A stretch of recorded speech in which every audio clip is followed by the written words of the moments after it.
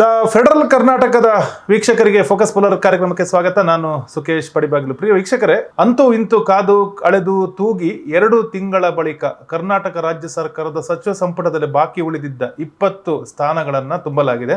ಸೋಮವಾರ ಅಂದ್ರೆ ಆಗಸ್ಟ್ 3ರಂದು ಮಧ್ಯಾಹ್ನದ ವೇಳೆಗೆ ಈ ಒಂದು ಪಟ್ಟಿಯನ್ನ ಕಾಂಗ್ರೆಸ್ ಹೈಕಮಾಂಡ್ ಬಿಡುಗಡೆ ಮಾಡಿದ್ದು, ಒಟ್ಟಾರೆಯಾಗಿ 20 ನೂತನ ಸಚಿವರನ್ನ ಸಂಪುಟಕ್ಕೆ ಸೇರಿಸಲಾಗಿದೆ. ಈ ಹಿಂದೆನೆ ಡಿ.ಕೆ. ಶಿವಕುಮಾರ್ ಅವರಿಗೆ ಅಧಿಕಾರ ಹಸ್ತಾಂತರ ಮಾಡುವ ಸಂದರ್ಭದಲ್ಲಿ, ಅಂದ್ರೆ ಅವರು ಪ್ರಮಾಣ ವಚನ ಸ್ವೀಕರಿಸಿದ ಸಂದರ್ಭದಲ್ಲಿ, ಅಂದ್ರೆ ಜೂನ್ 3ರಂದು ಒಟ್ಟು 13 ಶಾಸಕರು, ಹಿರಿಯ ಶಾಸಕರು ಸಚಿವರಾಗಿ ಪ್ರಮಾಣ ವಚನ ಕೈಗೊಂಡಿದ್ರು. 20 ಸ್ಥಾನಗಳು ಬಾಕಿ ಉಳಿದಿದ್ದು, ಅದನ್ನ ತುಂಬಿಸೋದಿಕ್ಕೆ ಕಾಂಗ್ರೆಸ್ ಹೈಕಮಾಂಡ್ ಸಾಕಷ್ಟು ಹೋರಾಟನೆ ಮಾಡುತ್ತೆ. ಯಾಕಂದ್ರೆ ಅಲ್ಲಿ ಹೊಸ ಸೂತ್ರಗಳನ್ನ ಪ್ರಯೋಗಿಸುವುದಾಗ್ಲಿ, ಹಿರಿಯ ಸಚಿವರನ್ನ ಕೈ ಬಿಟ್ಟು ಹೊಸಬರನ್ನ ನೇಮಕ ಮಾಡುವಂಥದ್ದು, ಅಂದ್ರೆ ಅದಕ್ಕೆ ಆಯ್ಕೆ ಮಾಡುವಂಥದ್ದಾಗ್ಲಿ, ಅದೇ ರೀತಿ ಈ ಹಿಂದಿನ ಸರ್ಕಾರದಲ್ಲಿ ಇದ್ದಂತಹ ಸಚಿವರನ್ನು ಉಳಿಸಿಕೊಳ್ಳುವ ವಿಚಾರದಲ್ಲಿ ಹೈಕಮಾಂಡ್ಗೆ ಸಾಕಷ್ಟು ಗೊಂದಲ ಇತ್ತು.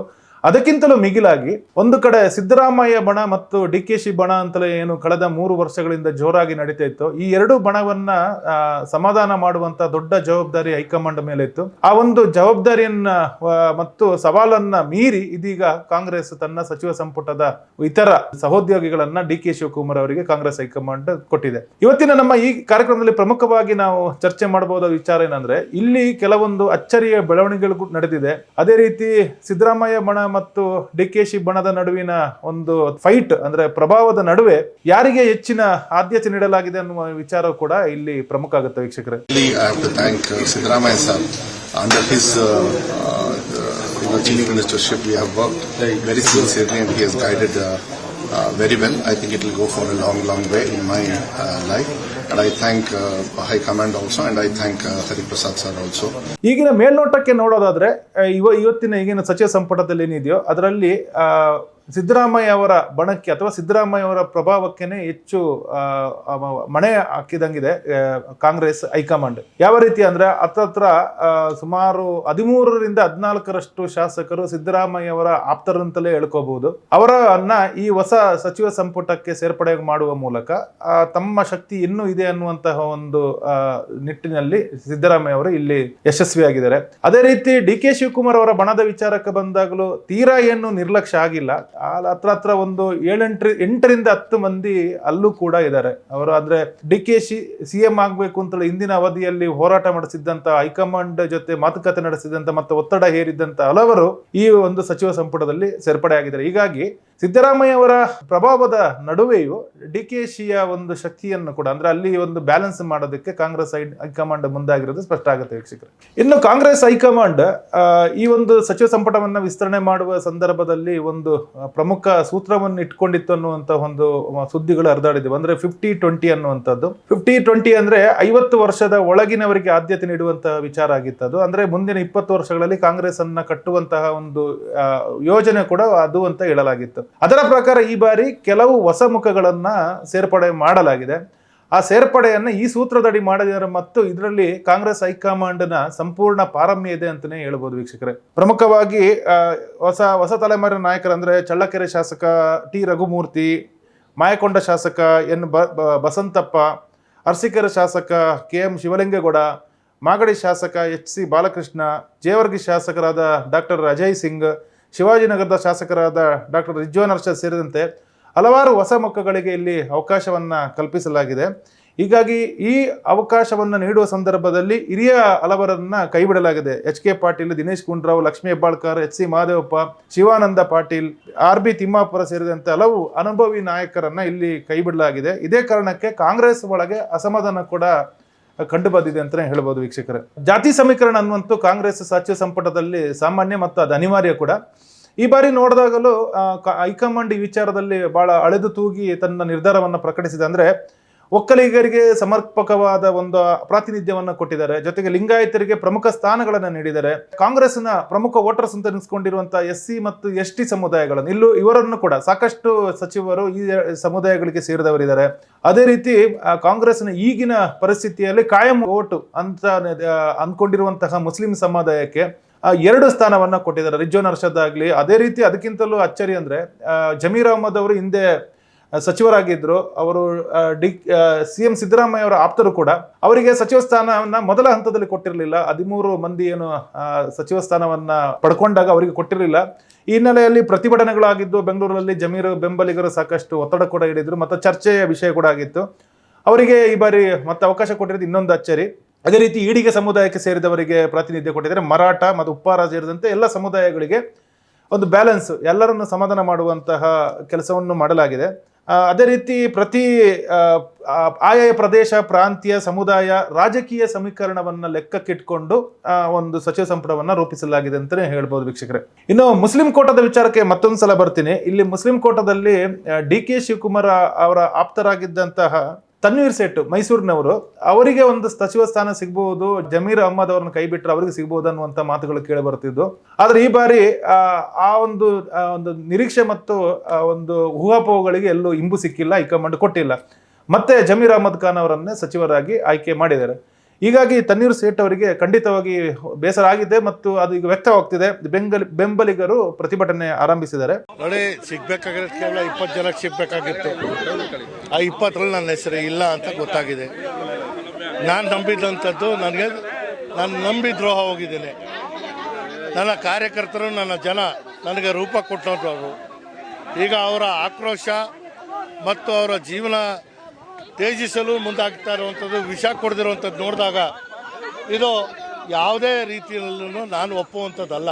ಇನ್ನು ರಿಜ್ವಾನ್ ಅರ್ಷದ್ ಅವರನ್ನ ಅತ್ಯುತ್ತಮ ಆಯ್ಕೆ ಅಂತಾನೆ ಹೇಳಬಹುದು ನಾವು ಈಗ ಚರ್ಚೆ ಮಾಡೋದಾದ್ರೆ. ಯಾಕಂದ್ರೆ ಯುವ ಕಾಂಗ್ರೆಸ್ನಿಂದ ಬೆಳೆದು ಬಂದವರು, ಕಾಂಗ್ರೆಸ್ಸಿನ ಆರಂಭದಲ್ಲೇ ಇದ್ರು. ಅಂದ್ರೆ ಮೂಲ ಕಾಂಗ್ರೆಸ್ಸಿಗರು ಅನ್ನುವ ವಿಚಾರಕ್ಕೆ ಬಂದಾಗ ರಿಜ್ವಾನ್ ಅರ್ಷದ್ ಅವರ ಹೆಸರು ಬರುತ್ತೆ. ಮತ್ತು ಯುವಕ, ಯಂಗ್ ಅನ್ನುವಂತಹ ಪಾಲಿಸಿಗೂ ಸೂಕ್ತ ಆಗ್ತಾರೆ, ಮೂಲ ಕಾಂಗ್ರೆಸ್ಸಿಗೆ ಅನ್ನುವ ಪಾಲಿಸಿಗೂ ಸೂಕ್ತ ಆಗ್ತಾರೆ, ಮತ್ತು ಅವರು ನಿಜವಾದ ಮತ್ತು ಸರಿಯಾದ ಆಯ್ಕೆ ಅನ್ನುವಂಥ ಒಂದು ವಿಮರ್ಶೆ ಕೂಡ ನಡೀತಿದೆ ವೀಕ್ಷಕರೇ.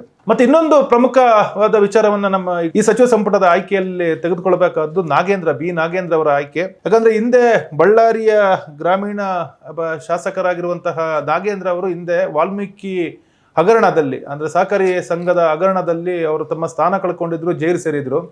ಇವರು ಸಿದ್ದರಾಮಯ್ಯ ಅವರ ಪರಮಾಪ್ತ, ಅವರಿಬ್ಬರ ನಡುವೆ ಬಹಳ ಒಡನಾಟ ಇದೆ. ಹಿಂದೆ ಅವರ ಸಚಿವ ಸ್ಥಾನವನ್ನ ಕಳೆದುಕೊಳ್ಳುವ ಸಂದರ್ಭದಲ್ಲಿ ಕೂಡ ಸಾಕಷ್ಟು ಒತ್ತಡಗಳಾದವು, ಯಾಕಂದ್ರೆ ಅವ್ರನ್ನ ತೆಗಿಬಾರ್ದು ಅನ್ನುವಂಥದ್ದು.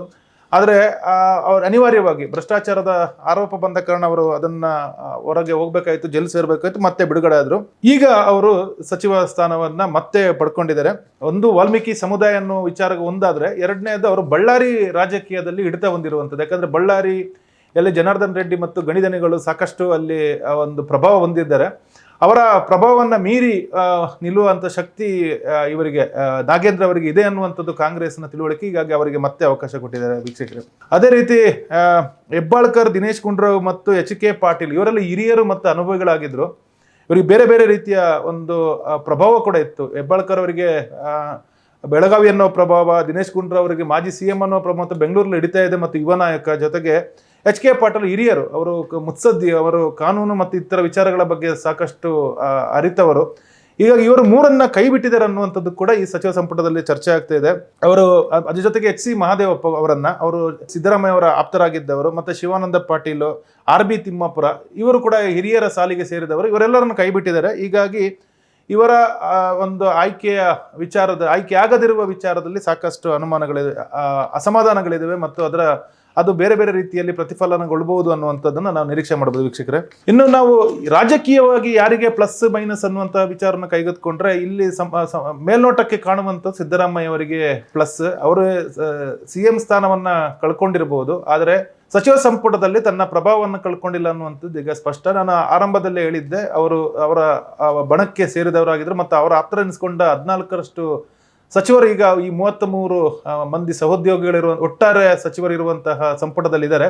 ಈಗ ಅವರಿಗೆ ಪ್ರಭಾವ ಇದೆ. ಇವರನ್ನು ನಿಭಾಯಿಸೋದು ಕೂಡ DK ಶಿವಕುಮಾರ್ ಅವರಿಗೆ ಒಂದು ಸವಾಲು ಕೂಡ ಎನಿಸಬಹುದು. ಯಾಕಂದ್ರೆ ಹೇಳಿದಷ್ಟು ಸುಲಭ ಆಗಲ್ಲ. ಇಲ್ಲಾಂದ್ರೆ ಯಾಕಂದ್ರೆ ಅವರು ಮುಖ್ಯಮಂತ್ರಿಯಾಗಿ ಎಲ್ಲರನ್ನ ಒಂದೇ ಒಂದು ದಾರಿಯಲ್ಲಿ ಕರ್ಕೊಂಡು ಹೋಗುವಂತಹ ಒಂದು ಸವಾಲು ಅವರ ಮುಂದಿರ್ತದೆ. ಹೀಗಾಗಿ ಸಿದ್ದರಾಮಯ್ಯ ಅವರ ಪ್ರಭಾವ ಹೆಚ್ಚಿರೋದ್ರಿಂದ ಸವಾಲು ಅಧಿಕ ಆಗಿದೆ ವೀಕ್ಷಕರೇ. ಇನ್ನು ಕೊನೆಯದಾಗಿ ಹೇಳಿದಾದ್ರೆ, ಸಚಿವ ಸಂಪುಟವನ್ನ ಅಂತೂ ಇಂತೂ ಕೊನೆಗೂ ಘೋಷಿಸಿಬಿಟ್ಟಿದ್ದಾರೆ. ಅಳೆದು ತೂಗಿ ಕಾದು ಆಮೇಲೆ ಕಷ್ಟಪಟ್ಟು ಈಗ ಪ್ರಕಟ ಮಾಡಿದ್ದಾರೆ. ಪ್ರಕಟ ಮಾಡುವ ಸಂದರ್ಭದಲ್ಲಿ ಕೆಲವೊಂದು ಆಯ್ಕೆಗಳನ್ನು ಹೈಕಮಾಂಡ್ ನೇರವಾಗಿ ತೆಗೆದುಕೊಂಡಿದೆ. ಇಲ್ಲಿ ಅವರ ಬಣ ಇವರ ಬಣ ಅನ್ನೋದಕ್ಕಿಂತ ಕೆಲವರನ್ನ ಹೈಕಮಾಂಡ್ ಆಯ್ಕೆ ಅನ್ನುವಂತಹ ಕೆಲವು ಸೂಚನೆಯ ಆಧಾರದಲ್ಲಿ ತೆಗೆದುಕೊಂಡಿದ್ದಾರೆ. ಹೀಗಾಗಿ ಈ ಒಂದು ಸಂಪುಟ ಅಂತೂ ವಿಸ್ತರಣೆ ಆಗಿದೆ ಮತ್ತು ಹೊಸ ರೀತಿಯ ಸಂಪುಟ ಅಂತಲೇ ಅನಿಸ್ಬಹುದು. ಕೆಲವರ ಅಸಮಾಧಾನಗಳ ಹೊರತಾಗಿಯೂ ಮತ್ತೆ ಬೇರೆ ಬೇರೆ ರೀತಿಯ ಭಿನ್ನಾಭಿಪ್ರಾಯಗಳ ಹೊರತಾಗಿಯೂ ಸಂಪುಟ ಸ್ವಲ್ಪ ಭಿನ್ನವಾಗಿದೆ ಅಂತಲೇ ಹೇಳ್ಬೋದು. ಹೀಗಾಗಿ ಡಿ ಕೆ ಶಿವಕುಮಾರ್ ಅವರಿಗೆ ಇವರನ್ನೆಲ್ಲ ನಿಭಾಯಿಸಿಕೊಂಡು ಹೋಗುವಂತಹ ದೊಡ್ಡ ಸವಾಲಾಗುತ್ತೆ. ಯಾಕಂದರೆ ಇನ್ನು ಉಳಿದಿರುವಂಥದ್ದು ಕೇವಲ 2 ವರ್ಷಗಳ ಹತ್ರ. ಈ 2 ವರ್ಷಗಳ ಅವಧಿಯಲ್ಲಿ ಈ ಸಂಪುಟದ ಒಂದು ಸಚಿವರು ಎಷ್ಟು ಸಾಧನೆ ಮಾಡ್ತಾರೆ, ಅವರು ಯಾವ ರೀತಿ ನಡ್ಕೊಳ್ತಾರೆ ಮತ್ತು ಸರ್ಕಾರವನ್ನು ಯಾವ ರೀತಿ ಮುನ್ನಡೆಸ್ತಾರೆ ಅನ್ನೋದೇ ಮುಂದಿನ ಚುನಾವಣೆಯ ಒಂದು ದೊಡ್ಡ ಒಂದು ಕಾರ್ಯತಂತ್ರ ಮತ್ತು ಕಾರ್ಯಯೋಜನೆ ಆಗುತ್ತೆ. The High Command is deciding on it, and we are expecting it to be announced today. Quite naturally, see, we have more than 140 MLAs. We have MLAs in every district. We have MLAs in every community. We have a lot of capable leaders. We have depth in leadership. So quite naturally, it is going to be difficult to pick only 30 out of the 140 legislators we have. So the process is almost done, and we are hopeful that it will be done today. The police constable exam happened. ನಮ್ಮ ರಾಜಕೀಯ ವಿಶ್ಲೇಷಣೆ ನಡೀತಿರುವ ಸಂದರ್ಭದಲ್ಲಿಯೇ ಇನ್ನೂ ಬೆಳವಣಿಗೆಗಳು ಸರ್ಕಾರದ ಅಥವಾ ಕಾಂಗ್ರೆಸ್ ಒಳಗೆ ನಡೀತಾನೆ ಇದೆ. ಈ ಒಂದು ಸಚಿವರ ಪಟ್ಟಿಯನ್ನ ಪದೇ ಪದೇ ಕಾಂಗ್ರೆಸ್ ಹೈಕಮಾಂಡ್ ಬದಲಿಸ್ತಾ ಇದೆ. ಯಾಕಂದ್ರೆ ಕೆಲವು ಅಸಮಾಧಾನ ಮತ್ತು ಸೇರ್ಪಡೆ ಮಾಡಿರುವ ಈ ಒಂದು ಶಾಸಕರ ಹೆಸರುಗಳ ಬಗ್ಗೆ ಆಕ್ಷೇಪಗಳಿರುವ ಕಾರಣ ಪಟ್ಟಿಯನ್ನು ಬದಲು ಮಾಡ್ತಾನೆ ಇದ್ದಾರೆ. ನಾವು ಅಚ್ಚರಿಯ ಏನು ಆಯ್ಕೆ ಅಂತ ಏನು ಗಾಯತ್ರಿ ಶಾಂತಗೌಡ ಅವರನ್ನು ಏನು ಅನ್ಕೊಂಡಿದ್ದು, ಅವರನ್ನು ತೆಗೆದಾಕಿ ಕೊನೆಯ ಹಂತದಲ್ಲಿ ಬೋಸರಾಜ್ ಅವರಿಗೆ, ಅಂದರೆ ಇಂದಿನ ಸರ್ಕಾರದಲ್ಲಿ ಸಚಿವರಾಗಿದ್ದ ಬೋಸರಾಜು ಅವರಿಗೆ ಅವಕಾಶ ನೀಡಲಾಗಿದೆ. ಇದೇ ರೀತಿ ಗೊಂದಲ ಸತತವಾಗಿ ಮುಂದುವರಿತಿದೆ. ಕಾಂಗ್ರೆಸ್ ಯಥಾ ರೀತಿ ಈ ಒಂದು ಸಚಿವ ಸಂಪುಟದ ಪಟ್ಟಿಯನ್ನು ಅಂತಿಮ ಮಾಡುವ ವಿಚಾರದಲ್ಲಿ ಗೊಂದಲಕ್ಕೊಳಗಾಗಿ ಪದೇ ಪದೇ ಪಟ್ಟಿಯನ್ನು ಬದಲಿಸುವಂತಹ ತನ್ನ ಪ್ರತೀತಿಯನ್ನು ಮುಂದುವರಿಸಿದೆ. ಹಾಗಾಗಿ ಈ ಅಷ್ಟು 33 ಸಚಿವರು ಮುಂದಿನ ದಿನಗಳಲ್ಲಿ ಎಷ್ಟು ಪ್ರಭಾವಶಾಲಿಯಾಗಿ ಕೆಲಸ ಮಾಡ್ತದೆ ಅನ್ನುವಂಥದ್ದನ್ನೇ ಜನ ಕಾದು ನೋಡ್ತಾ ಇರ್ತಾರೆ. ಪ್ರೇಕ್ಷಕರೇ, ಇದು ಇವತ್ತು ನಮ್ಮ ಫೋಕಸ್ ಪೋಲರ್ ಕಾರ್ಯಕ್ರಮ. ನಾಳೆ ಮತ್ತೆ ಭೇಟಿ ಆಗ್ತೀವಿ ಇದೇ ರೀತಿಯ ಕಾರ್ಯಕ್ರಮದಲ್ಲಿ. ಅಲ್ಲಿ ತನಕ ನಮಸ್ಕಾರ.